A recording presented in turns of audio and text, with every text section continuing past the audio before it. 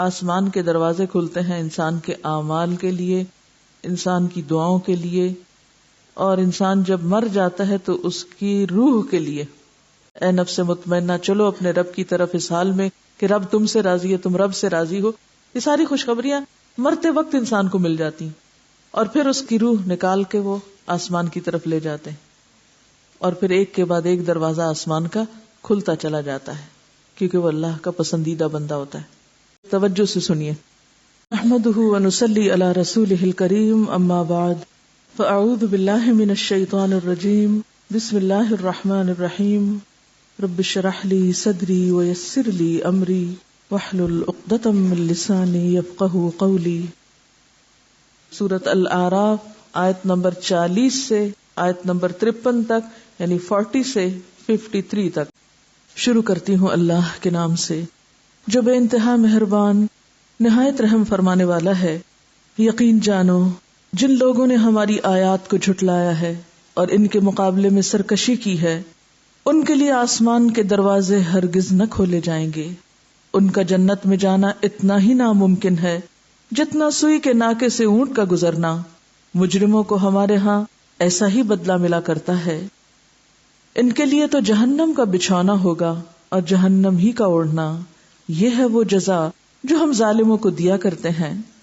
بخلاف اس کے جن لوگوں نے ہماری آیات کو مان لیا ہے اور اچھے کام کیے ہیں، اور اس باب میں ہم ہر ایک کو اس کی استطاعت ہی کے مطابق ذمہ دار ٹھہراتے ہیں، وہ اہل جنت ہیں جہاں وہ ہمیشہ رہیں گے. ان کے دلوں میں ایک دوسرے کے خلاف جو کچھ کدورت ہوگی اسے ہم نکال دیں گے. ان کے نیچے نہریں بہتی ہوں گی، اور وہ کہیں گے کہ تعریف خدا ہی کے لیے ہے جس نے ہمیں یہ راستہ دکھایا. ہم خود راہ نہ پا سکتے تھے اگر خدا ہماری رہنمائی نہ کرتا. ہمارے رب کے بھیجے ہوئے رسول واقعی حق ہی لے کر آئے تھے. اس وقت ندا آئے گی کہ یہ جنت جس کے تم وارث بنائے گئے ہو تمہیں ان اعمال کے بدلے میں ملی ہے جو تم کرتے رہے تھے. پھر یہ جنت کے لوگ دوزخ والوں سے پکار کر کہیں گے، ہم نے ان سارے وعدوں کو ٹھیک پایا جو ہمارے رب نے ہم سے کیے تھے. کیا تم نے بھی ان وعدوں کو ٹھیک پایا جو تمہارے رب نے کیے تھے؟ وہ جواب دیں گے، ہاں. تب ایک پکارنے والا ان کے درمیان پکارے گا کہ خدا کی لعنت ان ظالموں پر جو اللہ کے راستے سے لوگوں کو روکتے اور اسے ٹیڑھا کرنا چاہتے تھے اور آخرت کے منکر تھے. ان دونوں گروہوں کے درمیان ایک اوٹ حائل ہوگی جس کی بلندیوں آراف پر کچھ اور لوگ ہوں گے. یہ ہر ایک کو اس کے قیافے سے پہچانیں گے، اور جنت والوں سے پکار کر کہیں گے کہ سلامتی ہو تم پر. یہ لوگ جنت میں داخل تو نہیں ہوئے مگر اس کے امیدوار ہوں گے. اور جب ان کی نگاہیں دوزخ والوں کی طرف پھریں گی تو کہیں گے، اے رب ہمیں ان ظالم لوگوں میں شامل نہ کیجو. پھر یہ آراف کے لوگ دوزخ کی چند بڑی بڑی شخصیتوں کو ان کی علامتوں سے پہچان کر پکاریں گے کہ دیکھ لیا تم نے، آج نہ تمہارے جتھے تمہارے کسی کام آئے اور نہ وہ ساز و سامان جن کو تم بڑی چیز سمجھتے تھے. اور کیا یہ اہل جنت وہی لوگ نہیں ہیں جن کے متعلق تم قسمیں کھا کھا کر کہتے تھے کہ ان کو تو خدا اپنی رحمت میں سے کچھ نہ دے گا؟ آج انہی سے کہا گیا کہ داخل ہو جاؤ جنت میں، تمہارے لیے نہ خوف ہے نہ رنج. اور دوزخ کے لوگ جنت والوں کو پکاریں گے کہ کچھ تھوڑا سا پانی ہم پر ڈال دو، یا جو رزق اللہ نے تمہیں دیا ہے اسی میں سے کچھ پھینک دو. وہ جواب دیں گے، اللہ نے یہ دونوں چیزیں ان منکرین حق پہ حرام کر دی ہیں جنہوں نے اپنے دین کو کھیل اور تفریح بنا لیا تھا، جنہوں نے اپنے دین کو کھیل اور تفریح بنا لیا تھا، اور جنہیں دنیا کی زندگی نے فریب میں مبتلا کر رکھا تھا. اللہ تعالیٰ فرماتا ہے کہ آج ہم بھی انہیں اسی طرح بھلا دیں گے جس طرح وہ اس دن کی ملاقات کو بھولے رہے اور ہماری آیات کا انکار کرتے رہے. ہم ان لوگوں کے پاس ایک ایسی کتاب لے آئے ہیں جس کو ہم نے علم کی بنا پر مفصل بنایا ہے، اور جو ایمان لانے والوں کے لیے ہدایت اور رحمت ہے. اب کیا یہ لوگ اس کے سوا کسی اور بات کے منتظر ہیں کہ وہ انجام سامنے آ جائے جس کی یہ کتاب خبر دے رہی ہے؟ جس روز وہ انجام سامنے آ گیا تو وہی لوگ جنہوں نے پہلے اسے نظر انداز کیا تھا کہیں گے کہ واقعی ہمارے رب کے رسول حق لے کر آئے تھے. پھر کیا اب ہمیں کچھ سفارشی ملیں گے جو ہمارے حق میں سفارش کریں، یا ہمیں دوبارہ واپس ہی بھیج دیا جائے؟ تاکہ جو کچھ ہم پہلے کرتے تھے اس کے بجائے اب دوسرے طریقے پہ کام کر کے دکھائیں. انہوں نے اپنے آپ کو خسارے میں ڈال دیا اور وہ سارے جھوٹ جو انہوں نے تصنیف کر رکھے تھے آج ان سے گم ہو گئے. اب آپ دیکھیے، ان الذین کذبوا بآیاتنا، بے شک وہ لوگ جنہوں نے ہماری آیات کو جھٹلا دیا، واستکبروا عنہا، اور ان کے مقابلے پر تکبر کیا. یعنی جب ان کے سامنے حق پیش کیا گیا، ان کو اللہ کی بات بتائی گئی، ان کو سیدھا راستہ دکھایا گیا، تو انہوں نے اس سے منہ موڑ لیا، اس کو اس قابل نہ سمجھا کہ اسے اختیار کریں، اسے لے لیں، اسے قبول کریں. ایسا کیوں ہوتا ہے اور ایسا کب ہوتا ہے؟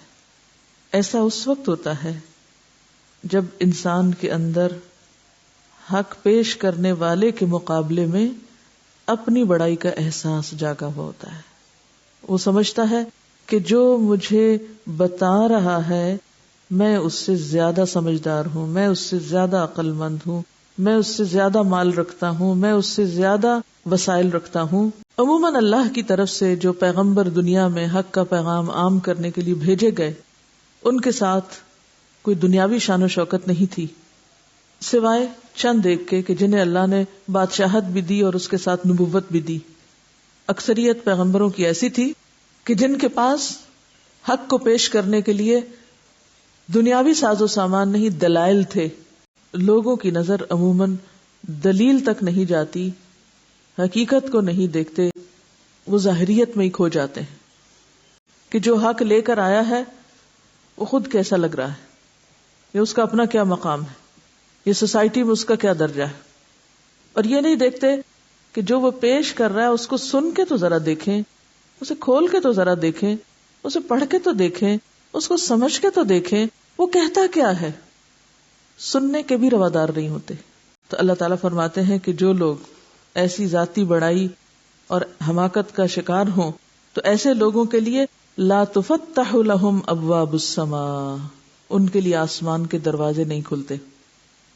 آسمان کے دروازے کھلنے سے کیا مراد ہے؟ یہاں آسمان کے دروازے کھلتے ہیں انسان کے اعمال کے لیے، انسان کی دعاؤں کے لیے، اور انسان جب مر جاتا ہے تو اس کی روح کے لیے. یہ احادیث سے ہمیں پتہ چلتا ہے، قرآن پاک سے تو یہ پتہ چلتا ہے کہ اللہ کے پاس جاتے ہیں، الکلم الطیب والعمل الصالح یرفع، یعنی پاکیزہ کلمات کو اللہ تعالیٰ نیک عمل کے ذریعے اوپر لے جاتا ہے، آسمان کے دروازے اس کے لیے کھل جاتے ہیں. پھر اسی طرح دعا جب انسان مانگتا ہے سچے دل سے تو رحمت کے دروازے کھلتے ہیں. اور اسی طرح جب نیک انسان مرتا ہے تو اچھے شکل اور اچھے لباس کے فرشتے اس شخص کے پاس آتے ہیں، اس کو سلام کرتے ہیں، اسے خوشخبری سناتے ہیں کہ اللہ تم سے راضی ہے، اے نفس مطمئنہ چلو اپنے رب کی طرف اس حال میں کہ رب تم سے راضی ہے، تم رب سے راضی ہو. یہ ساری خوشخبریاں مرتے وقت انسان کو مل جاتی ہیں، اور پھر اس کی روح نکال کے وہ آسمان کی طرف لے جاتے ہیں، اور پھر ایک کے بعد ایک دروازہ آسمان کا کھلتا چلا جاتا ہے، کیونکہ وہ اللہ کا پسندیدہ بندہ ہوتا ہے. لیکن جس شخص نے اپنی آنکھیں، کان اور دل کے دروازے حق کو سننے کے لیے بند کر دیے تو اس کی سزا کیا ہوتی ہے کہ پھر نہ اس کے اعمال قبول ہوتے ہیں، جو بڑے سے بڑے کارنامے وہ دنیا میں سر انجام دے، دنیاوی ترقیاں جتنی مرضی حاصل کر لے، ان ترقیوں کا، ان بڑے بڑے کارناموں کا اللہ کے ہاں کچھ وزن نہیں ہوتا، نہ ہی وہ قبولیت کے لیے اوپر جاتے ہیں، وہ قبول نہیں کیے جاتے. پھر اس کے بعد اس کی دعا تو وہ خیر کیا کرتا ہے، کیونکہ متکبر انسان دعا نہیں کر سکتا، وہ اپنے آپ کو ہی بڑی چیز سمجھتا ہے. اور اسی طرح موت کے بعد جب اس کی روح اوپر لے جائی جاتی ہے تو اس کے لیے بھی دروازے نہیں کھلتے. اور بنیادی طور پر مانا کیا کہ اللہ کی رحمت کے دروازے اس کے لیے نہیں کھلتے. دنیا میں دل نہیں کھلتا، شرح صدر نہیں ہوتا، اللہ سے اور اس کے دین سے محبت نہیں ہوتی، اس کو قبول کرنے کی صلاحیت نہیں ہوتی، تو آخرت میں اس کے لیے کوئی ویلکم نہیں. لا مرحبا بکم ولا يدخلون الجنہ.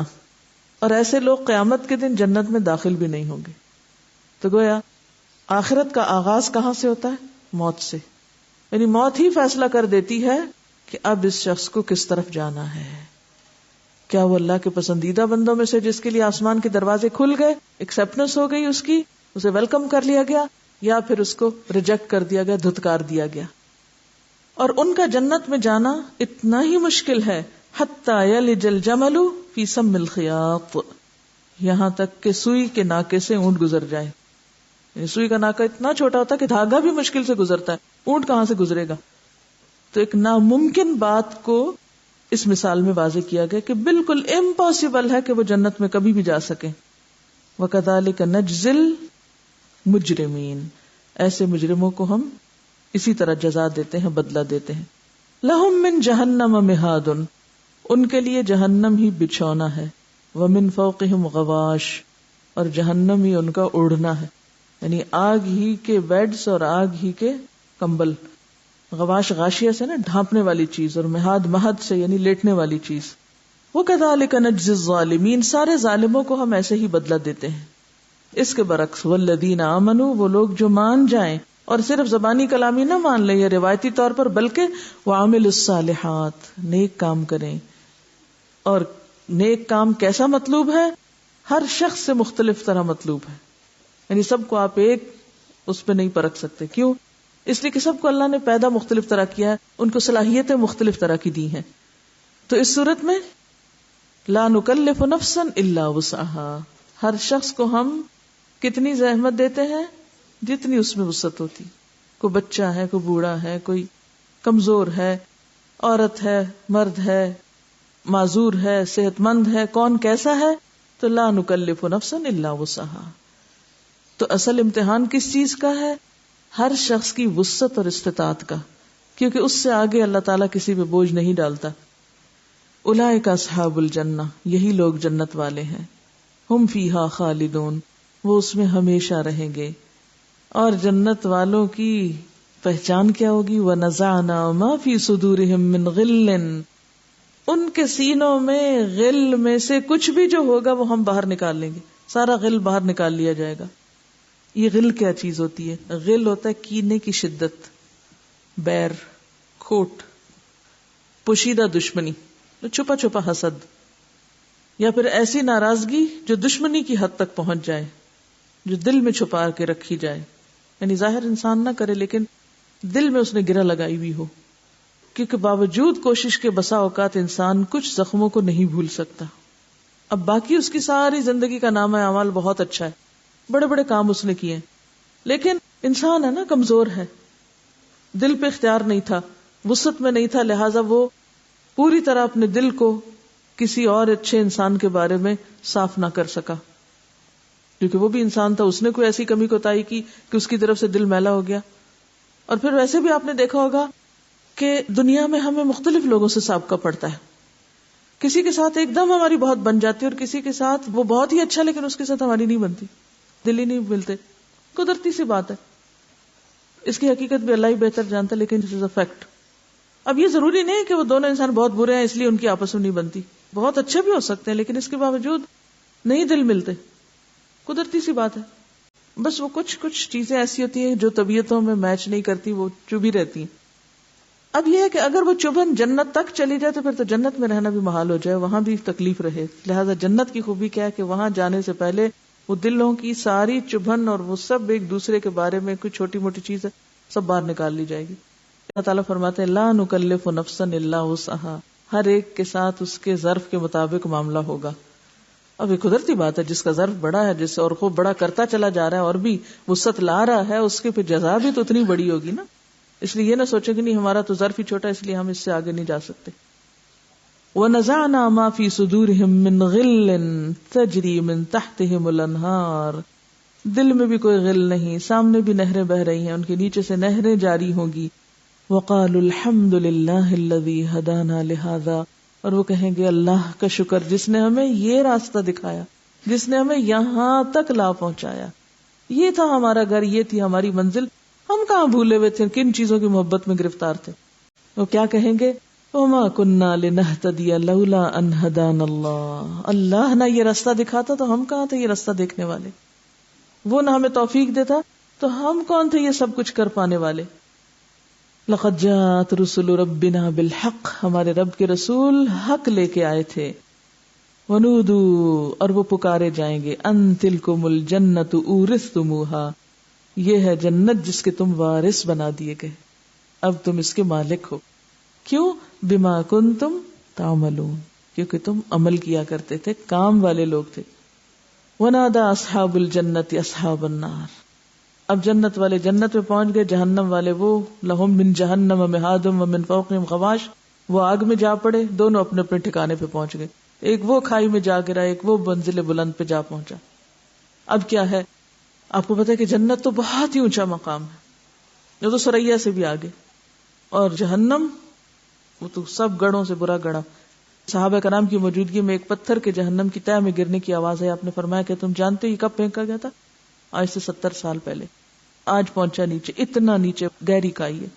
اب ایک چیز اتنی نیچے اور ایک چیز اتنی بلند ہے، جنت کے ویسے بھی 100 درجے، اور ایک درجہ دوسرے درجے سے کتنا اونچا ہے کہ وہ جب ایک نیچے والے درجے کے اوپر والوں کو دیکھیں گے تو جیسے تم میں سے کوئی ستاروں کو دیکھتا ہے زمین پہ کھڑا ہو کے. ایک سے دوسرا درجہ اتنا اونچا ہے، اتنی بلندی ہے اس میں. خوش قسمت ہوں گے جن کو اعلیٰ ترین بلند ترین درجے ملیں گے. بہرحال اللہ ہمیں بھی انہی میں سے کر دے. اب وہ آپس میں بات چیت شروع کر دیں گے. یہ کیسے؟ یہ کون سی وائرلیس کمیونیکیشن جس میں ایک اتنا دور اور ایک اتنا.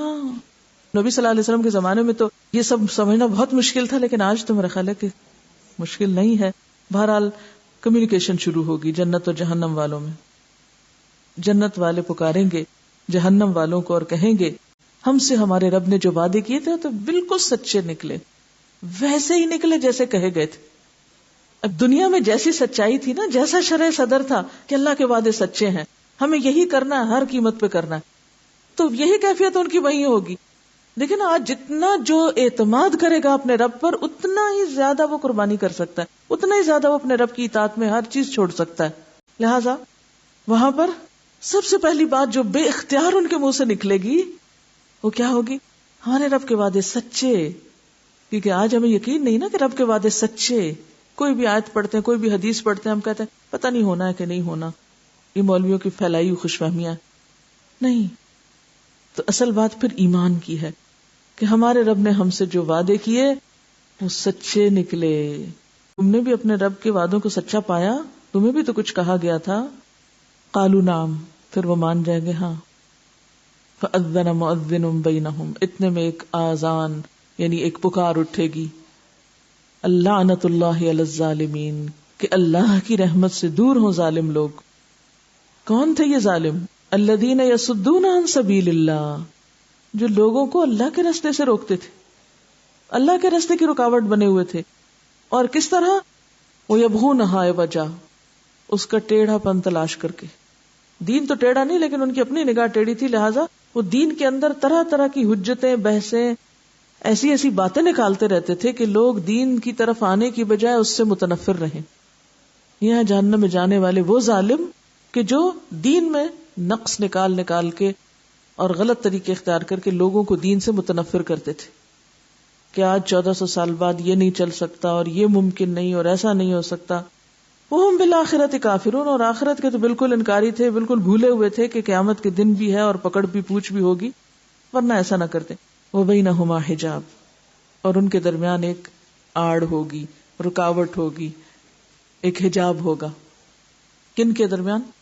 جنت اور جہنم والوں کے. یعنی جہنم والے ان نظاروں کو بھی دیکھ نہ سکیں گے. کن نظاروں کو؟ جس میں جنت والے ہوں گے. اب کیا ہوگا؟ وَعَلَى الْأَعْرَافِ رِجَالٌ، آراف پر بھی کچھ لوگ ہوں گے. آراف کی تفسیر میں کئی ایک معنی بتائے گئے ہیں. یعنی آراف کیا چیز ہے؟ بیسیکلی آراف جو ہے وہ عرف کی جمع ہے. عرف گھوڑے کی پیشانی کو کہتے ہیں، چوٹی کو، یا مرغ کی کلغی کو، یا مرغ کی کلغی سارے جسم میں سے ابری ہوئی چیز ہوتی ہے. مینارے اور برجی کے لیے بھی استعمال ہوتا ہے، ٹاور کے لیے. تو ٹاور پر کچھ لوگ کھڑے ہوں گے یا بلند دیوار پر، اور ایسا برج یا دیوار جو پہاڑی پہ بنائی جائے اس کو عرف کہتے ہیں. تو بنیادی طور پر عرف کا معنی بلندی کے ہے. مراد اس سے کیا؟ بلندیوں والے. اس میں ایک روایت تو یہ ہے، ابن جریر نے حضرت حذیفہ کا قول نقل کیا ہے کہ نبی صلی اللہ علیہ وسلم سے جب اہل آراف کے بارے میں پوچھا گیا تو آپ نے فرمایا یہ وہ لوگ ہیں جن کی نیکیاں اور برائیاں برابر سرابر ہوں گی، بالکل ایک جیسی. اس لیے جہنم سے تو نجات ہوگی مگر جنت میں بھی داخل نہیں ہوئے. ان کو اس مقام آراف پہ روک لیا گیا یہاں تک کہ تمام اہل جنت اور اہل دوزخ کا حساب اور فیصلہ ہو جانے کے بعد ان کا فیصلہ کیا جائے گا. اور بالآخر ان کی مغفرت ہو جائے گی اور جنت میں داخل کر دیے جائیں گے. یہ ابن کثیر نے لکھا ہے.